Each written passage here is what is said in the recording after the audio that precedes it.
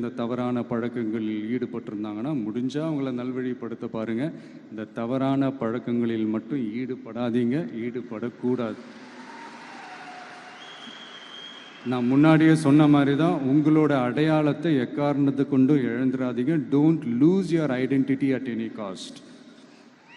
இது நான் ஏன் இவ்வளோ வலியுறுத்தி சொல்கிறேன்னா, இப்போ ரீசெண்ட் டைமில் நீங்கள் பார்த்தீங்கன்னா நம்ம தமிழ்நாட்டில் இந்த போதை பொருட்களுடைய இந்த பயன்பாடு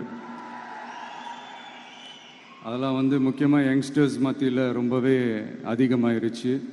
ஒரு பெற்றோர் என்ற முறையில், ஒரு அரசியல் இயக்கத்துக்கு தலைவர் என்ற முறையில் எனக்குமே ரொம்ப அச்சமாக தான் இருக்குது.